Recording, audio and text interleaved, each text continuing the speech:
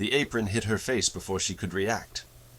47 customers froze mid-bite as Todd Johnson's voice thundered across Sterling Diner. Sarah Mitchell stumbled backward, her hands trembling, her eyes darting toward the storage room door. Too late. The door swung open. A 4-year-old girl stood there, clutching a ragged teddy bear, her cheeks flushed with fever, tears streaming down her face. "Mommy." Todd grabbed Sarah's wrist, yanking her toward the exit. "You're done. Get out." Sarah dropped to her knees. "Please. She was sick. I had no one. Should have thought about that before bringing your brat to work." He pulled out his phone, thumb hovering over the screen. "Child abandonment. That's what I'm reporting." Emma screamed, and in the corner booth, a middle-aged man in a worn jacket slowly set down his coffee cup. His eyes darkened in a way no one in that restaurant recognized. Leave a like and share your thoughts in the comments, along with the city you're watching from now. Let's continue with the story. Sarah lunged for her daughter, but the security guard was faster. 2 thick arms wrapped around her waist, dragging her backward toward the glass doors. Emma broke free from the storage room, running on bare feet across the cold tile floor. "Mommy, mommy." The little girl tripped over a chair leg. Her knees hit the ground. Blood bloomed through her thin pajama pants. "Emma." Sarah thrashed against the guard's grip. "Let me go. She's hurt." Phones appeared everywhere. Customers recorded the chaos, their screens glowing like dozens of unblinking eyes. A mother shielded her child's face. An elderly man shook his head in disgust. One woman stood up. Mrs. Henderson, 75 years old. White hair pinned back in a neat bun. Planted her cane on the floor. "This is wrong. You can't treat her like this." Todd spun around. "Sit down, or you're banned from this establishment." "I've been eating here for 30 years? Then find somewhere else." The diner fell silent. Mrs. Henderson slowly lowered herself back into her seat, but her eyes never left Todd's face. Then her gaze drifted to the corner booth, to the man in the worn jacket. Something flickered across her expression. Recognition? Confusion? The other employees stood frozen. Melissa, the youngest waitress, wiped tears from her cheeks with shaking hands. Mr. Patterson gripped his kitchen knife until his knuckles turned white. But he didn't move. He had grandchildren to feed. Nobody helped. The man in the worn jacket watched everything. His jaw tightened. His fingers trembled slightly as he reached for his phone, typed a brief message, and pressed send. Outside, the September sun blazed down without mercy. Sarah gathered Emma into her arms, the little girl's forehead burning against her neck. Blood soaked through Sarah's last decent blouse. She reached into her purse with one hand, counting by touch. $23.47. "Mommy," Emma whimpered. "Are we going home?" Sarah couldn't answer. She just walked, one foot after another, until the diner disappeared behind her, 3 blocks away. Her phone buzzed. Unknown number. She ignored it. 3 seconds later, a text appeared. "Don't go anywhere.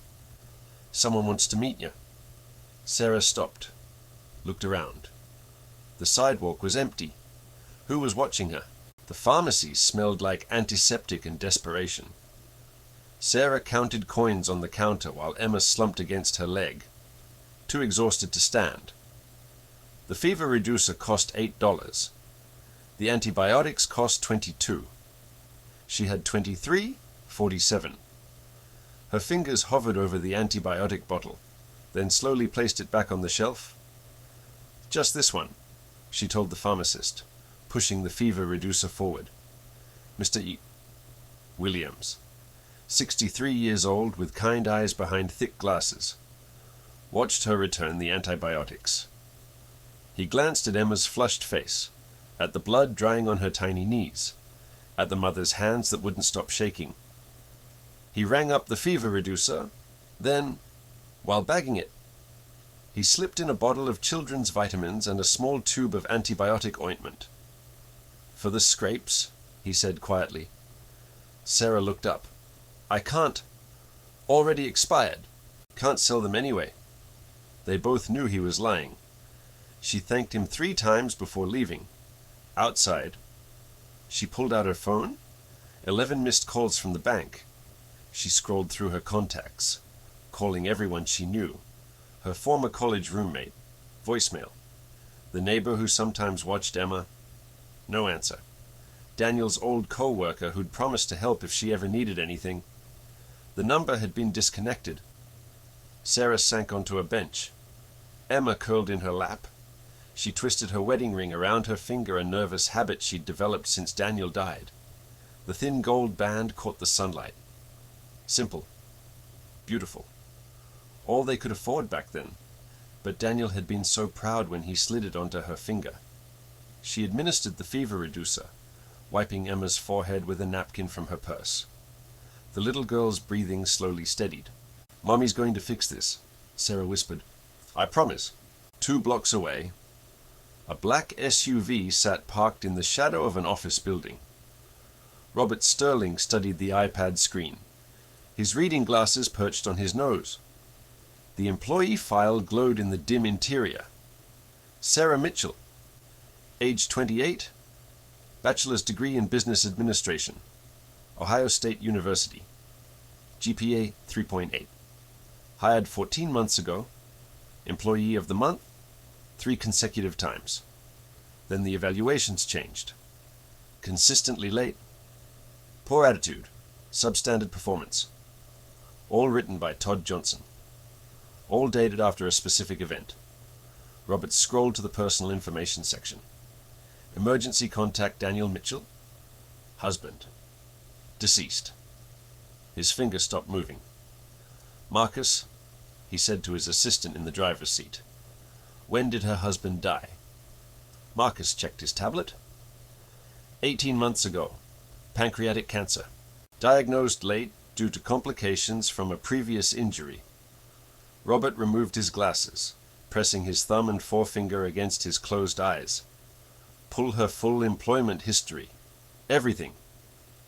"Sir, there's something else?" Marcus hesitated. "Her employee recognition records were deleted from the main system. I had to restore them from backup." "Who has deletion access?" "Store level management and above." Todd Johnson. Robert's jaw tightened. "Get me his financial records. 3 years. Every transaction." While Marcus typed, Robert stared at Sarah's employee photo. Young. Determined. A hint of exhaustion around her eyes even then, but still smiling. Something about her face triggered a memory he couldn't quite place. "Sir," Marcus turned around. "I found something in the old files. Daniel Mitchell, her husband, he's in our system too." Robert frowned. "Our system?" "He worked for Sterling Industries 8 years ago." Marcus paused.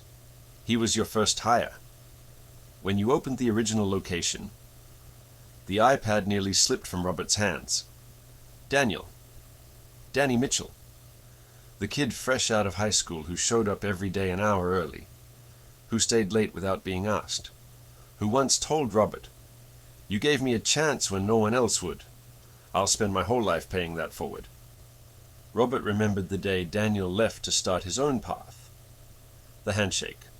The promise to stay in touch. Life had gotten busy. Years had passed, and now Daniel was dead. His widow was being destroyed by a man on Robert's payroll. His daughter was sick and scared and had nowhere to go. "Sir, are you all right?"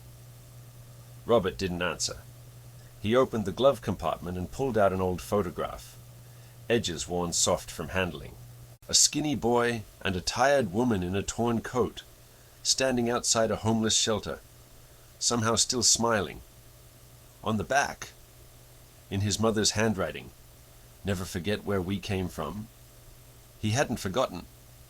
He'd just stopped looking. "Find her. Robert said, his voice rough. "Find Sarah Mitchell. Now." Marcus nodded, fingers flying across the tablet. "One more thing, sir. Daniel Mitchell's medical records mention the injury that delayed his cancer diagnosis." "What about it?" "It was from a car accident, 3 years ago. Hit and run." Marcus looked up. The other driver was found but never prosecuted. The victim refused to press charges. "Who was the driver?" Marcus turned the tablet around. Robert stared at the name on the screen. Todd Johnson.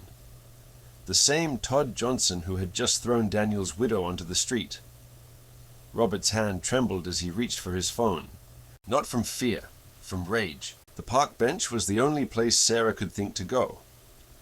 She sat beneath an old oak tree, Emma's head resting on her lap, the fever reducer finally taking effect. The little girl's breathing had steadied, her cheeks less flushed than before. Sarah stared at her phone. 5% battery. 17 missed calls from creditors. 1 voicemail from the bank reminding her she was 47 days behind on rent. 30 more days, and they'd be homeless. "Excuse me." She looked up. A middle-aged man stood a few feet away, wearing a worn jacket and faded jeans. Nothing about him suggested wealth. His shoes were scuffed. His hair was gray at the temples, but his eyes, there was something sharp behind them, something that didn't match the humble clothes. "I'm not interested," Sarah said automatically, pulling Emma closer. "I just thought she might be thirsty." He held up a small carton of cold milk and a package of cookies. From the vendor across the street, Emma stirred, her eyes fluttering open. She saw the cookies and reached out before Sarah could stop her. "Emma, don't—" "It's okay, Mummy. He looks nice." The man smiled, but he didn't step closer. He set the milk and cookies on the far end of the bench and took a seat, leaving plenty of space between them. "I'm Bob," he said. Sarah didn't offer her name. She watched Emma drink the milk in small, grateful sips. "Rough morning?" Bob asked. "You could say that. I saw you walking from the direction of Sterling Diner. You worked there." Sarah's guard went up. "How do you know that—" "Lucky guess. I eat there sometimes." He paused. "I also saw what happened inside." She turned away, jaw tight. "Then you saw enough." "I saw a mother doing everything she could for her sick child. I saw a manager who doesn't deserve his position." Bob leaned back against the bench. "And I saw someone who got dealt a bad hand but hasn't stopped fighting." Sarah felt tears prick her eyes. She blinked them away. "Fighting doesn't pay bills." "No, but it opens doors." He reached into his jacket and pulled out a small notepad, scribbling something down. "I know a place that's hiring. Assistant manager position. 38,000 a year. Full benefits. Health insurance for your whole family." Sarah stared at the paper he held out. "Why would you help me?" "You don't know anything about me." "I know enough." His voice softened. "A long time ago. Someone helped me when no one else would. I'm just paying it forward." She took the paper. "An address? A time?" 2 o'clock this afternoon." "What's the catch?" "No catch. Just show up." Bob stood, brushing off his jeans. "And Sarah?" She froze. She hadn't told him her name? He smiled gently. "Your name tag? From the diner." She looked down. The tag was still pinned to her blouse. Relief flooded through her, followed immediately by embarrassment. 2 o'clock? He repeated. "Don't be late." He walked away without looking back. Emma waved at him, cookie crumbs on her chin. "Bye, Mr. Bob." For the first time that day, Sarah felt something fragile bloom in her chest. Hope. The apartment was silent except for the drip of the leaky faucet Sarah couldn't afford to fix. She stood in front of the bathroom mirror, scrubbing the blood stain from her blouse with hand soap.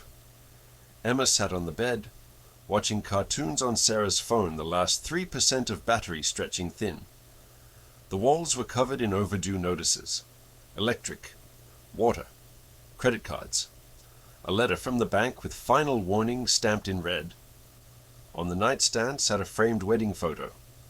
Daniel in a cheap suit, grinning like he'd won the lottery. Sarah in a dress borrowed from her mother. Both of them impossibly young, impossibly hopeful. She picked up the frame, her thumb brushing across Daniel's face. "I'm trying," she whispered. "I'm trying so hard." In the drawer beneath the photo lay an unopened envelope. Daniel's handwriting on the front. "For Sarah, when you need it most." He'd given it to her 3 days before he died. She'd never found the courage to open it. Today wasn't the day either. She set down the photo, checked her reflection one final time, and lifted Emma into her arms. "Come on, sweetheart. Mommy has an interview. Will they give you a job? I hope so, baby. I really hope so."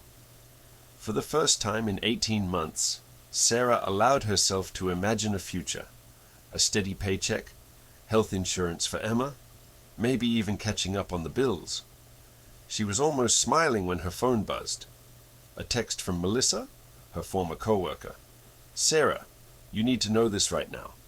Todd just filed a report against you with Child Protective Services. He's claiming child endangerment. They're sending someone to your apartment this afternoon. You could lose Emma." The phone slipped from Sarah's hand. The screen cracked against the floor, but she barely noticed. 3% battery, one interview at 2 o'clock. Child Protective Services coming for her daughter. And somewhere across town, Todd Johnson was smiling. Melissa's second text arrived 30 seconds later. He edited the security footage, made it look like you locked Emma in a dark closet with no food or water. He's telling them you do this every shift. "Sarah, I'm so sorry. I tried to stop him." Sarah read the words 3 times before they registered. Edited footage. Lies. Her daughter taken away.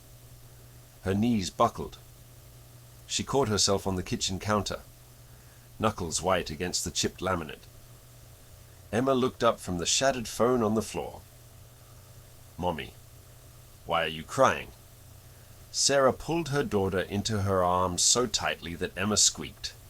She couldn't speak, couldn't think. The walls of the tiny apartment pressed inward like a closing fist. 2 o'clock. The interview. 3 o'clock. Child Protective Services. She couldn't be in 2 places at once. If she went to the interview and missed CPS, they'd assume she was fleeing.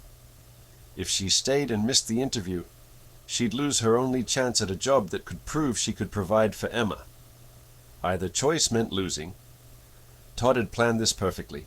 6 miles away, Robert Sterling sat in the back of his SUV, reading a police report that made his blood turn to ice.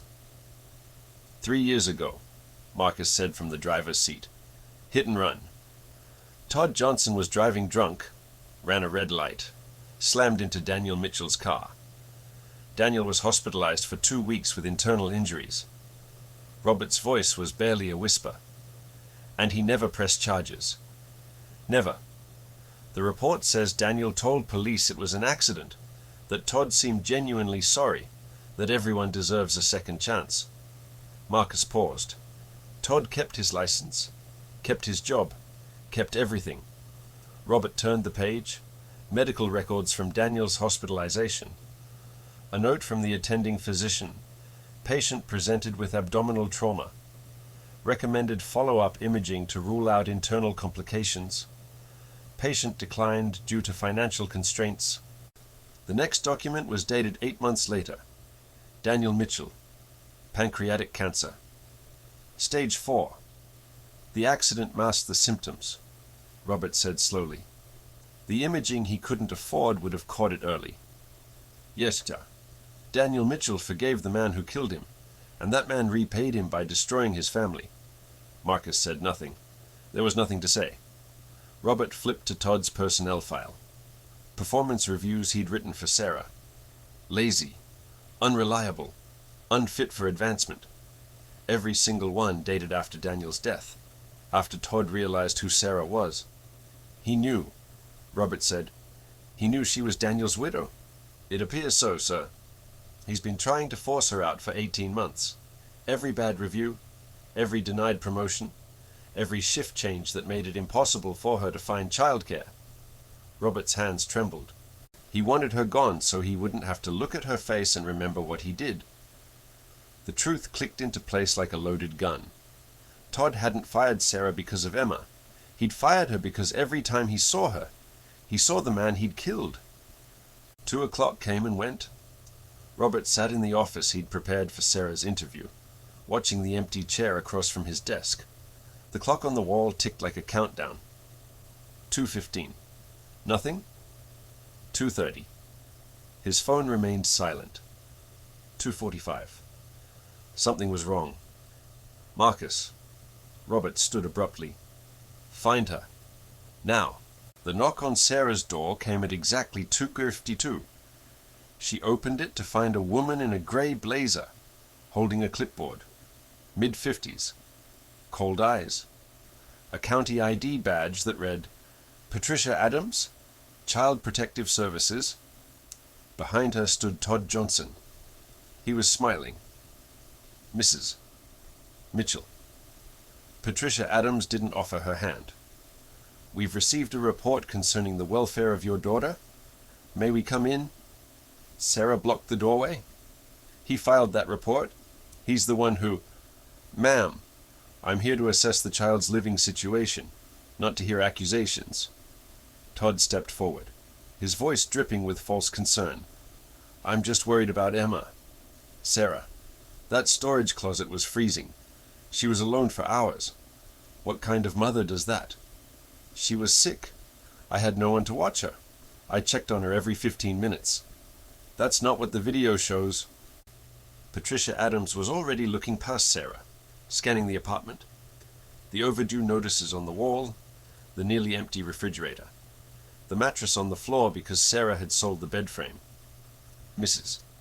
Mitchell, based on what I'm seeing and the evidence provided, I have concerns about this environment. It's clean. She's fed. She's loved. Love doesn't keep the lights on. Patricia made a note on her clipboard. We'll need to open a formal investigation. During this period, Emma may need to be placed in temporary protective custody. The words hit Sarah like a physical blow. No. She stepped back, pulling Emma behind her. You can't take my daughter. Ma'am, please don't make this difficult. Todd's smile widened, and then the hallway light flickered as another figure appeared at the end of the corridor. Robert Sterling, no longer in his worn jacket and jeans, now wearing a tailored suit that cost more than Sarah's yearly rent. His presence filled the cramped hallway like a thunderclap. Todd's smile vanished. Sarah looked between them. The expensive suit, the way Todd suddenly couldn't meet Robert's eyes, the timing of his arrival. They knew each other. You. She breathed, backing away from both of them. You're with him. Robert raised his hands. Sarah, let me explain. The interview, the job offer, it was all a setup. Her voice cracked. You two planned this together. Get my hopes up, then take everything. That's not... Stay away from us. She grabbed Emma and ran. Down the stairs, through the lobby, into the blinding afternoon sun. Behind her, she heard Todd laugh, heard Patricia Adams calling for backup, heard Robert shouting her name. She didn't stop. 3 blocks later, her phone buzzed in her pocket. She'd grabbed it without thinking. The cracked screen somehow still functional. A voicemail notification. From St. Mary's Hospital. Her hands shook as she pressed play. Ms. Mitchell, this is the emergency department at St. Mary's. Your mother, Eleanor Mitchell, was brought in 20 minutes ago. She suffered a stroke. Please come as soon as possible. Her condition is critical. Sarah stopped in the middle of the sidewalk. Emma tugged her hand. "Mommy, Mommy, you're scaring me." The sun kept blazing. The phone kept buzzing. And somewhere behind her, sirens began to wail. The fluorescent lights of St. Mary's Hospital buzzed like dying insects. Sarah burst through the emergency room doors with Emma in her arms, her lungs burning from running 6 blocks. The waiting room was packed with misery, crying children, bleeding wounds, hollow-eyed families clutching paper numbers. Eleanor Mitchell. Sarah gasped at the reception desk. She was brought in. A stroke. Please. The nurse checked her computer. Room 7B. But ma'am, you can't bring a child into... Sarah was already running. She found her mother behind a thin curtain, connected to machines that beeped and hummed with mechanical indifference. Eleanor's face sagged on the left side. Her eyes closed, her hand limp against the white sheets. "Mom." Sarah set Emma down and grabbed her mother's fingers. "Mom, I'm here. I'm here." No response. A doctor appeared, clipboard in hand, young, tired, the bearer of bad news. "Mrs. Mitchell, I'm Dr. Reeves. Your mother suffered an ischemic stroke approximately 2 hours ago. We've stabilized her, but there's significant damage to the left hemisphere. What does that mean? She'll need extensive rehabilitation, physical therapy, speech therapy, possibly long-term care." He paused. "Do you have insurance?" Sarah's throat closed. "She's on Medicare. Medicare will cover some of it, but rehab facilities, home care, medication, you're looking at roughly $15,000 out of pocket. Minimum. $15,000. She still owed $47,000 from Daniel's treatments. $62,000. She had $23.47. "I'll find a way," Sarah whispered. The doctor nodded without conviction. He'd heard that before. Emma tugged Sarah's sleeve. "Mommy, is Grandma sleeping?" "Yes. Baby, Grandma's sleeping. When will she wake up?" Sarah couldn't answer. Her phone buzzed. The bank again. She let it ring. Then a text. "Final notice. Payment required within 30 days or eviction proceedings will begin." 30 days? She would be homeless in 30 days. No job. No money. Her mother in a hospital bed. Child Protective Services hunting for her daughter. And somewhere out there, Todd Johnson was probably celebrating.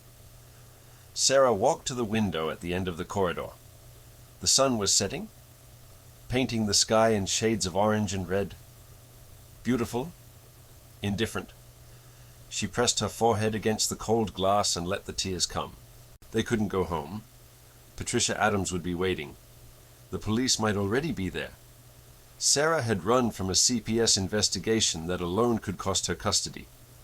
She carried Emma through streets that grew darker with each passing hour, searching for somewhere safe. Anywhere safe. The church appeared like a ghost from her childhood. St. Michael's? Red brick? White steeple? The doors were supposed to be locked at night, but when Sarah pushed, they swung open with a groan. Inside, candles flickered near the altar. The air smelled like old wood and older prayers. "Hello." Her voice echoed off the vaulted ceiling. A door creaked open near the back. A priest emerged, silver-haired and stooped, wearing a cardigan over his collar. Father Thomas. He'd baptized Emma 3 years ago. "Sarah." He squinted in the dim light. "Is that you?" "Father, I..." Her voice broke. "I didn't know where else to go." He looked at her tear-streaked face.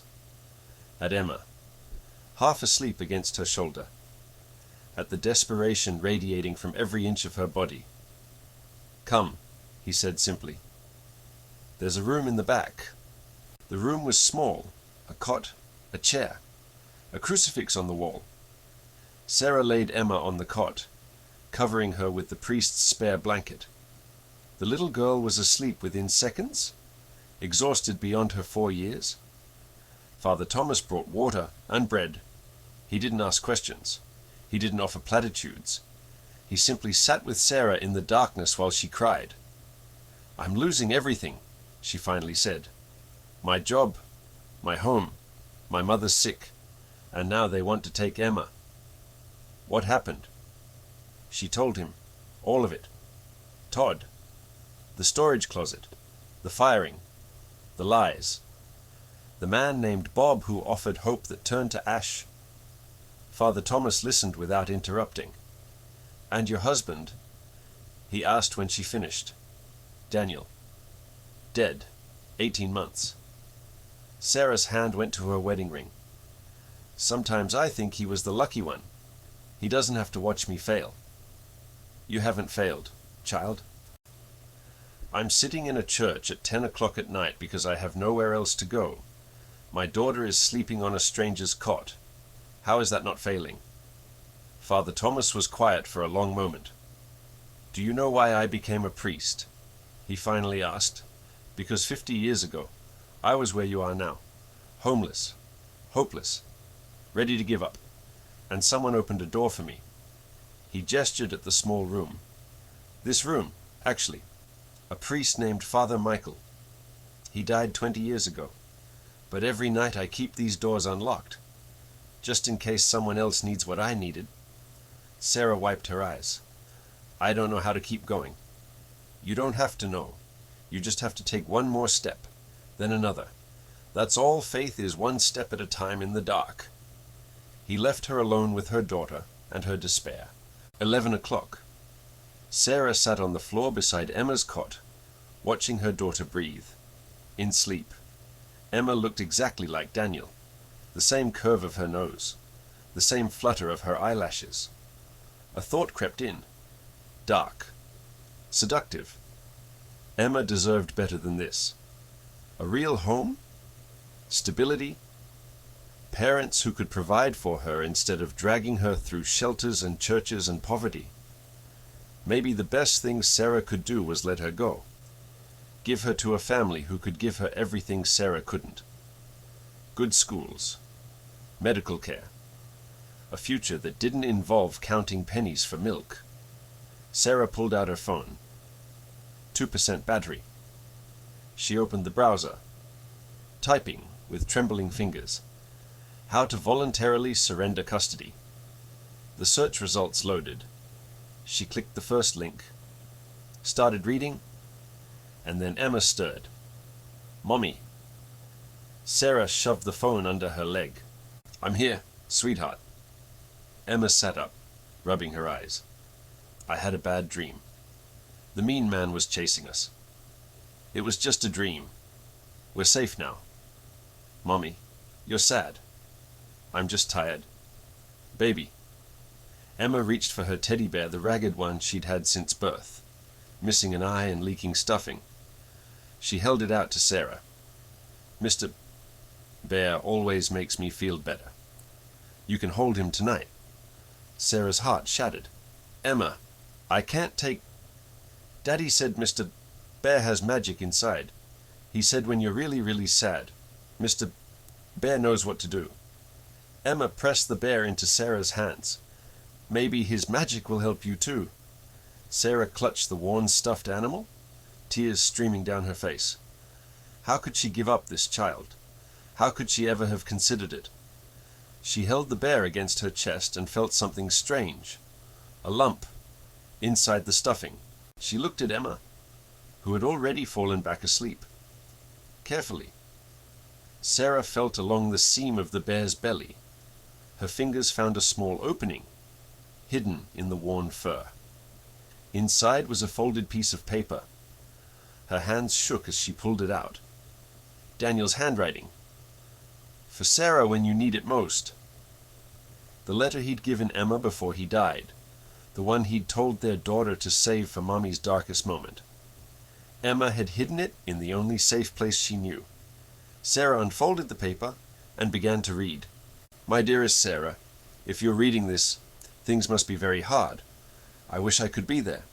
I wish I could hold you, but since I can't, Let me tell you what I should have told you long ago. When I was 19, I was lost. No direction, no hope. Then a man named Robert Sterling gave me my first real job. He didn't know me, had no reason to trust me, but he saw something in me that I couldn't see in myself. He changed my life. Sarah, if you ever find yourself without options, find him. Tell him Danny Mitchell sent you. Tell him I never forgot what he did for me. There's more. Robert's mother almost died when he was a boy homeless, starving, in the dead of winter. A woman took them in, fed them, saved their lives. That woman was my grandmother, your grandmother-in-law. I never told you because it seemed like ancient history. But it's not. We're all connected. Sarah, every act of kindness echoes across generations. You are the strongest woman I've ever known. Don't give up. Not on yourself, not on Emma, not on the future we dreamed about together. I love you. I will always love you. And remember, rock bottom isn't where your story ends. It's where you learn to build. Forever yours. Danny. Sarah read the letter 3 times. Robert Sterling. Bob. The man in the worn jacket. He wasn't working with Todd. He was trying to help. And she'd run from him. Her phone buzzed. 1% battery. A text from an unknown number. I know you think I betrayed you. I didn't. Daniel Mitchell was my friend. 40 years ago. Your husband's grandmother saved my mother's life. I owe your family everything. Please let me explain. I'll be waiting at Sterling Diner at 6 a.m. tomorrow, the same place where everything fell apart. Give me one chance to make it right. Robert Sterling. Sarah stared at the screen until it went black. One chance, one step in the dark. She looked at Emma, sleeping peacefully, at Mr. Bear, now missing his secret, at Daniel's letter, still warm in her hands. Outside, a car door slammed. Sarah's blood froze. She crept to the window, peering through the dusty glass. A county vehicle. Patricia Adams stepping out. 2 police officers behind her. They'd found her. And they were walking toward the church. Sarah didn't run. She stood at the window, watching Patricia Adams march toward the church. And something shifted inside her. A quiet click, like a lock turning, like a spine straightening. She was done running. Daniel's letter was still warm in her pocket. His words echoed in her mind. Rock bottom isn't where your story ends. It's where you learn to build. She was at rock bottom. Time to start building. Sarah walked to the door of the small room and stepped into the church's main hall just as the front doors swung open. Patricia Adams entered first, flashlight in hand. 2 police officers flanked her, hands resting on their belts. Mrs. Mitchell? Patricia's voice echoed off the stone walls. You left the scene of an active investigation. That's obstruction. I left because my mother had a stroke. Sarah's voice was steady, calm. I went to the hospital. Then I brought my daughter somewhere safe for the night. You're in no position to determine what's safe for your daughter. Father Thomas emerged from the shadows, his cardigan wrapped tight against the chill. This is a house of God. Whatever business you have, I ask that you conduct it with respect. Patricia ignored him. Where is Emma? Sleeping. Sarah stepped forward, placing herself between the officers and the back room. And she's staying with me. Ma'am, we have a court order. Based on falsified evidence from a man who's been stealing from his employees for 3 years. Sarah's heart pounded, but her voice held firm. Todd Johnson edited that security footage. He's been trying to force me out since my husband died. And I can prove it. Patricia's eyes narrowed. That's a serious accusation. It's the truth. The church doors creaked open again. Melissa stepped through first, still wearing her Sterling Diner uniform. Behind her came Mr. Patterson, flour dusted on his apron. Then 4 more employee servers, Busboys, the morning cashier all clutching their phones like weapons. We have the original footage, Melissa said, her voice shaking but determined. Unedited. It shows Sarah checking on Emma every 15 minutes. It shows her leaving food and water and blankets. It shows Todd screaming at her, throwing things, threatening to call the police if she didn't. We also have recordings, Mr. Patterson interrupted. 3 years of Todd threatening staff, skimming tips, falsifying time cards. He held up a worn notebook. I kept records, dates, amounts, names of everyone he hurt.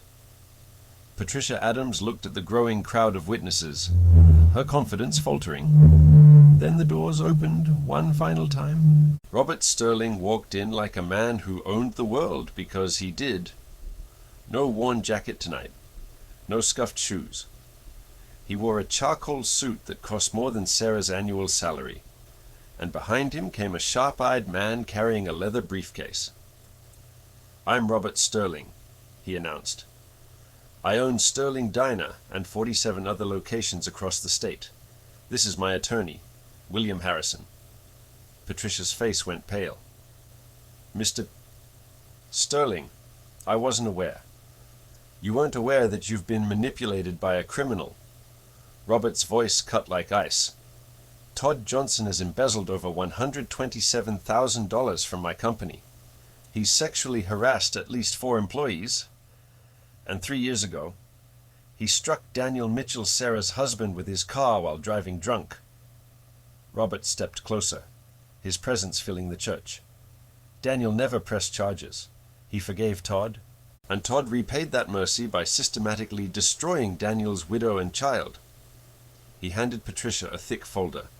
Police reports, financial records, witness statements, medical documents proving Todd's accident delayed Daniel's cancer diagnosis by 8 months. Robert's jaw tightened. 8 months that might have saved his life. Patricia flipped through the pages, her face draining of color. The man who filed that complaint against Mrs. Mitchell, Robert continued, is currently being arrested at his home. I suggest you verify your sources more carefully in the future. Silence filled the church. Patricia Adams closed the folder, looked at Sarah, looked at the crowd of witnesses, looked at the billionaire standing before her with an army of lawyers behind him. I'll need to review this evidence, she said quietly. You'll find it's all accurate. Robert turned to Sarah. And you'll find that Mrs. Mitchell is one of the finest employees I've ever had the privilege of overlooking. Patricia nodded stiffly. We'll postpone further action pending investigation. She turned and walked out. The police officers followed, looking relieved to escape. The church fell silent. Sarah stood frozen, unable to process what had just happened. Robert approached her slowly, hands at his sides. I'm sorry about this afternoon. I should have identified myself immediately. I never meant to frighten you. Why? Sarah's voice cracked. Why do all this for someone you've never met? Because I met your husband. Because he was the first person who believed in me when I was just a nobody with a dream. Robert's eyes glistened in the candlelight. And because 40 years ago, when my mother and I were starving on the street, a woman named Margaret Mitchell took us into her home. She fed us, clothed us, saved our lives. He paused. Daniel's grandmother, Emma's great-great-grandmother. Sarah's hand went to her mouth. Everything I have, Robert said, exists because of your family's kindness. I've spent my whole life trying to repay that debt. I never knew Daniel had passed until today. I never knew his family needed help. His voice broke. But I know now. He reached into his jacket and pulled out an envelope. This isn't charity. It's a job offer. Assistant manager at Sterling Diner. $38,000 a year. Full benefits. Health insurance for you, Emma, and your mother. He pressed the envelope into her hands. 30 days to prove yourself. After that, the position is permanent. Sarah stared at the envelope. at the man who'd appeared from nowhere, at the co-workers who'd risked everything to defend her. "I won't let you down," she whispered. "I know." Robert smiled. "Danny always said you were the strong one." Dawn broke through the church windows, painting everything gold. Emma emerged from the back room, rubbing her eyes. She saw the crowd and froze. "Mommy? What's happening?" Sarah knelt down and pulled her daughter close. "Something good, baby? Finally, something good?" As they walked out of the church into the morning light, Sarah saw a familiar car parked across the street. Todd Johnson sat in the back of a police cruiser, hands cuffed behind him. Their eyes met through the window. He mouthed 2 words. Sarah couldn't hear them, but she read his lips perfectly. "Not over." Then the cruiser pulled away, and Todd disappeared around the corner. Sarah held Emma tighter. Something told her he was right. The first day back at Sterling Diner, Sarah arrived at 5 a.m. The restaurant didn't open until 7, but she needed time. Time to breathe, time to prepare, time to prove she belonged behind the manager's counter instead of in front of it, carrying plates. Todd's desk had been cleared out, but his presence lingered like a stain. The employees watched Sarah with guarded eyes. Some had been loyal to Todd, others simply didn't trust change. She understood. Trust was earned, not given. By 6:30 she'd reorganized the supply closet, fixed the scheduling conflicts Todd had deliberately created, and brewed fresh coffee for the morning crew. Melissa arrived first. "You didn't have to do all this yourself." "Yes, I did." Sarah handed her a cup. "I need them to see I'm not above the work." Mr. Patterson came next, his chef's whites already spotted with flour. He paused at the kitchen door, studying Sarah with eyes that had seen 50 years of restaurant drama. "Danny would be proud," he said quietly. Sarah's throat tightened. "You knew him. He worked here 10 years ago, before you met. Back when Robert was just starting out." Mr. Patterson smiled. "That boy could burn water, but he had a dream. Wanted to open his own place someday. Had this recipe he was always perfecting." "What recipe?" "Chicken pot pie. His grandmother's. Said it was the taste of home." That night, Sarah found Daniel's old recipe box in storage.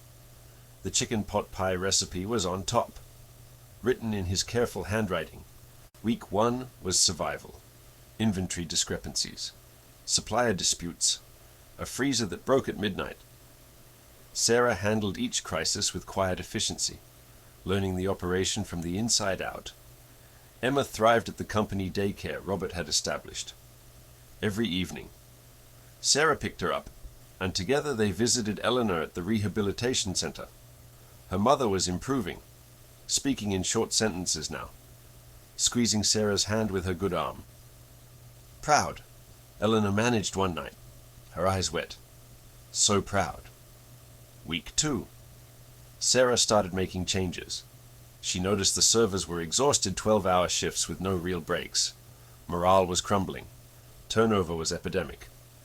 She presented Robert with a proposal restructured schedules, a break room renovation, and a profit-sharing program for long-term employees. "This will cost money," Robert said, reviewing her numbers. "It will make money. Happy employees don't quit. Training replacements costs 3 times what retention costs." Sarah met his eyes. "Trust me." He signed the approval that afternoon. By week 3, the changes were visible. Staff smiled more. Customer complaints dropped. A server who'd planned to quit withdrew her resignation. And on day 18, Sarah added a new item to the menu. Danny's special, home-style chicken pot pie. Mr.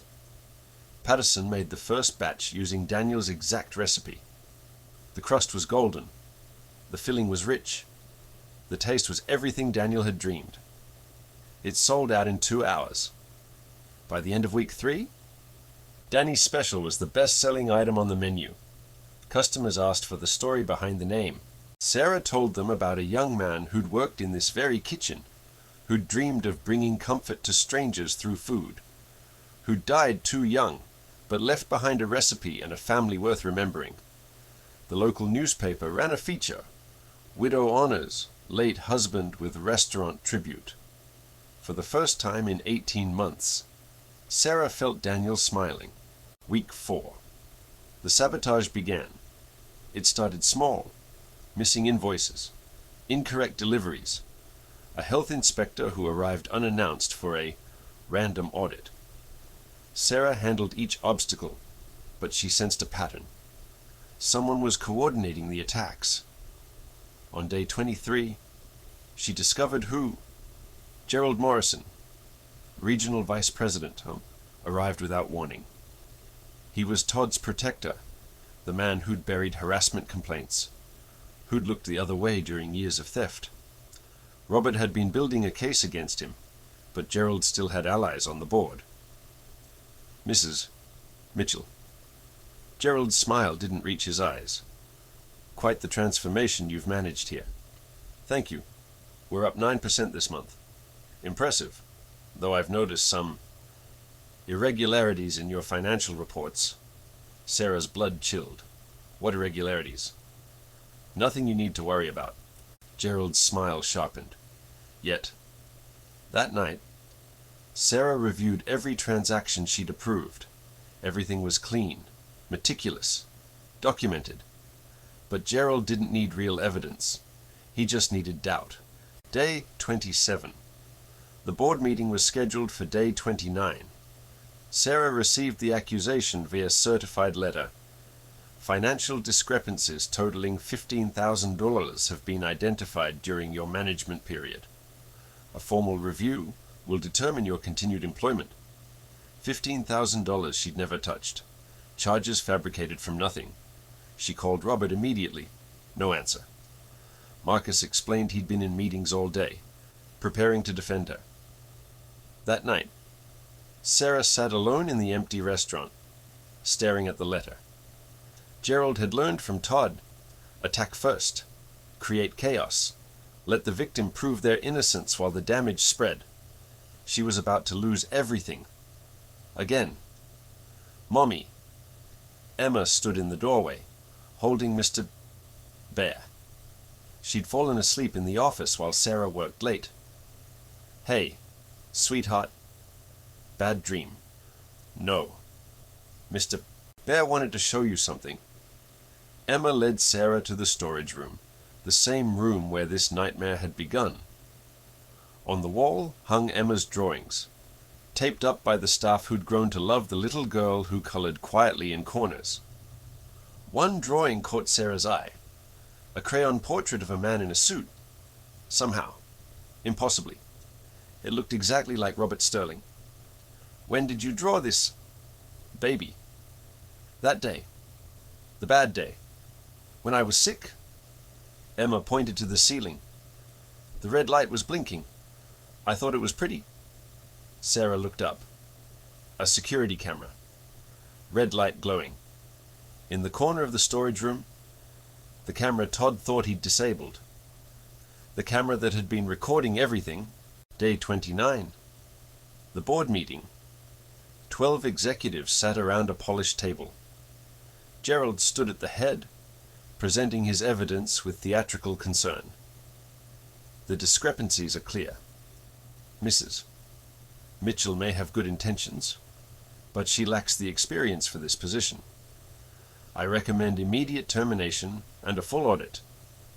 Robert sat at the opposite end, face unreadable. He'd been quiet all morning, letting Gerald build his case. The door opened. Sarah walked in, holding a USB drive. I apologize for the interruption. She plugged the drive into the conference room's display system. But I have evidence the board needs to see. Gerald's smile flickered. This is highly irregular. So is embezzlement. The screen lit up with security footage. Gerald, entering the restaurant at 2 a.m. Gerald, accessing the computer system. Gerald, manipulating financial records with Todd's passwords. Date stamps. Time codes. every crime documented in high definition. The board members leaned forward. Gerald's face drained of color. "The camera in storage room B," Sarah said calmly. "Mr. Johnson thought he'd disabled it. He was wrong." Gerald lunged for the laptop. "This is fabricated. She's lying." And then Robert stood up and collapsed. His hand clutched his chest. His face contorted. The sound he made wasn't human. A gasp, a groan, something torn from deep inside. "Robert!" Sarah rushed to him as he crumpled to the floor. "Call 911, someone shouted. The room erupted into chaos. Board members scrambled. Gerald tried to slip toward the door. Marcus tackled him before he reached it. Sarah knelt beside Robert, holding his hand as his eyes rolled back. "Stay with me," she begged. "Stay with me. Robert." The paramedics arrived in 6 minutes. The longest 6 minutes of Sarah's life. As they loaded Robert onto the stretcher, his hand found hers. His lips moved, forming words she could barely hear. "Danny. Proud." Then they wheeled him away, and Sarah faced an impossible choice. Go to the hospital with the man who'd saved her family, or stay and finish the fight he'd started.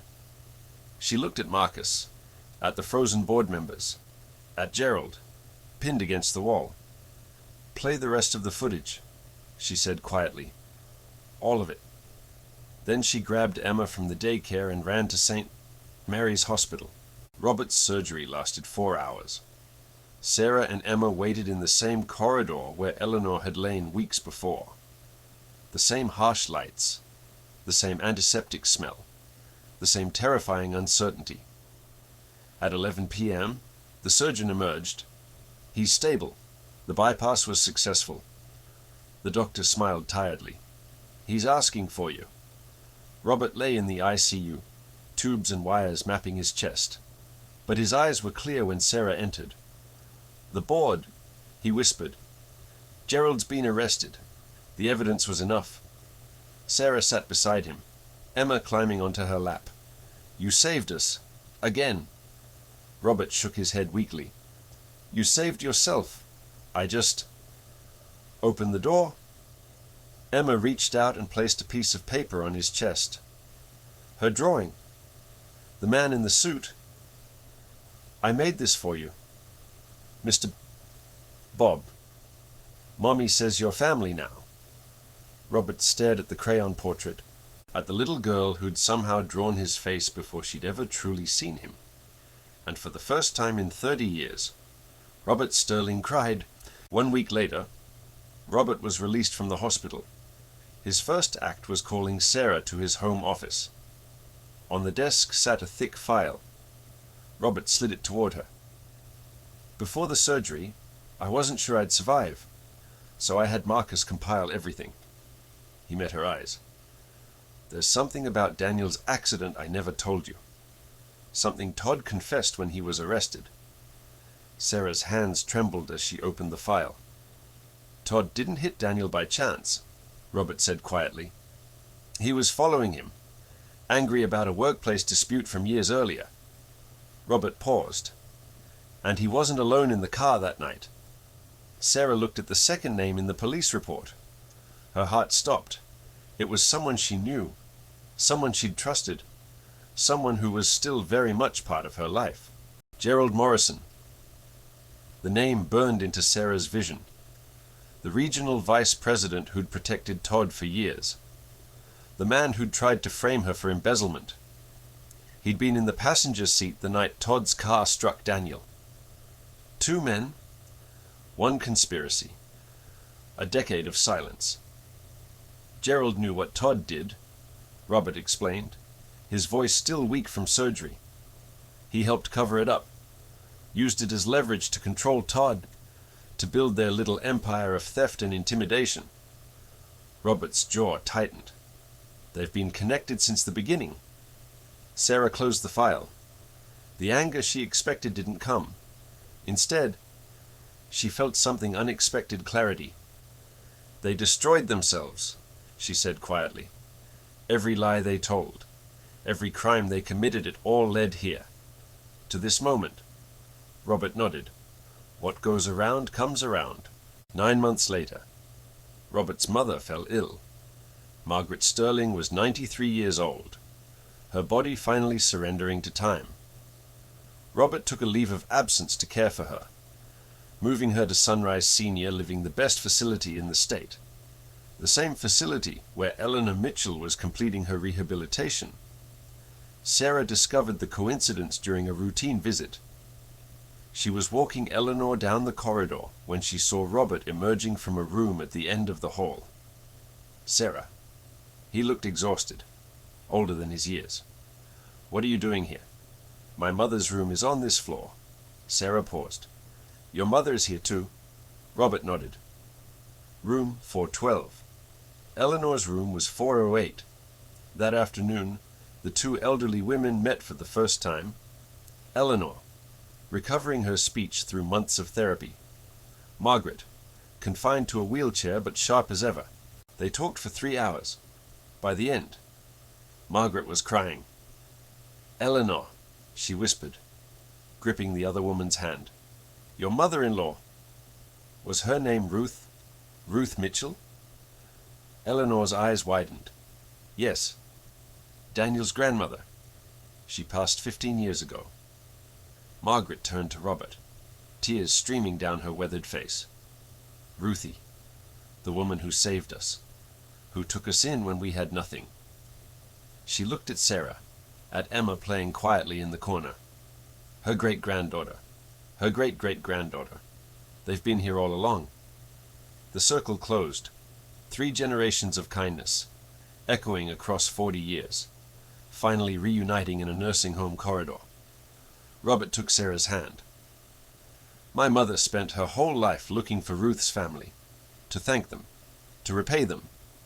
His voice cracked. She thought she'd die without ever finding them. Sarah squeezed back. She found us. We found each other. From that day forward, Eleanor and Margaret were inseparable. 2 old women, connected by a debt of kindness neither had known existed, spending their remaining years as the closest of friends. While Robert cared for his mother, Sarah ran the company, not just Sterling Diner, all 5 locations. Every employee, every supplier, every decision flowed through her desk. She'd never worked harder, never slept less, never felt more alive. Revenue increased 15% across the region. Employee retention hit an all-time high. Danny's Special expanded to every location, becoming the signature dish that defined the Sterling brand. When Robert returned 3 months later, he called Sarah into his office. I'm promoting you, he said. Regional manager. 5 locations. $75,000 a year. Equity stake in the company. Sarah stared at him. Robert, You earned this. Every bit of it. He slid a document across the desk. There's something else? I'm establishing a foundation in Daniel's name. The Mitchell Second Chance Fund. Scholarships and emergency assistance for single parents trying to rebuild their lives. Sarah's vision blurred with tears. You're not my employee anymore, Robert continued. You're my partner, my family. He smiled. Danny would have wanted it this way. 3 years later, justice finally arrived. Todd Johnson stood trial for embezzlement, fraud, and vehicular assault. The evidence was overwhelming: financial records, witness testimony, and the security footage that had captured everything. Sarah testified on the final day. She didn't speak of hatred, didn't demand vengeance. Instead, she talked about Daniel, his kindness, his forgiveness, his belief that everyone deserved a second chance. My husband forgave you, Sarah told Todd, her voice steady. He chose mercy when he had every right to choose anger. I want to honor that. She paused. But forgiveness doesn't mean there are no consequences. You have to face what you've done. Not for my sake. For yours. Todd received 5 years. Gerald received 3. Plus full restitution. After the verdict, Sarah drove to Daniel's grave. She sat on the grass beside his headstone, watching the sun set over the hills. "It's over," she whispered. "We made it. Danny, Emma's thriving. Your mom and I are okay, and your recipe people love it. They really love it." She placed a small photo against the stone. Emma's school picture, gap-toothed smile beaming at the camera.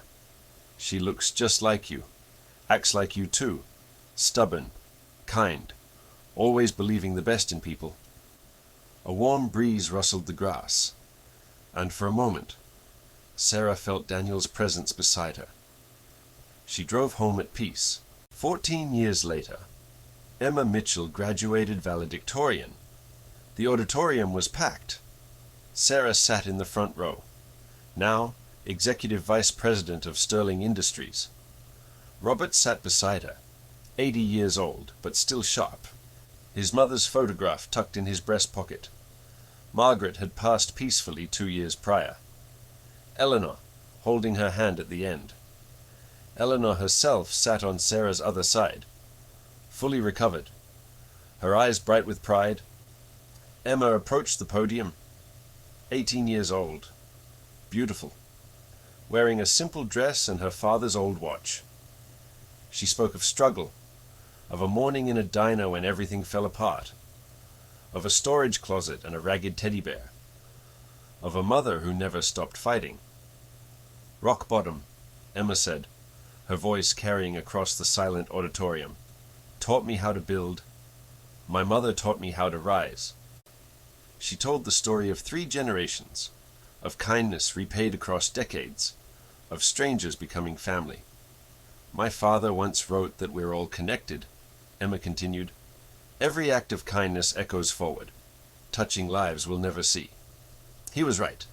She looked at Sarah. "Mom, you showed me that strength isn't about never falling.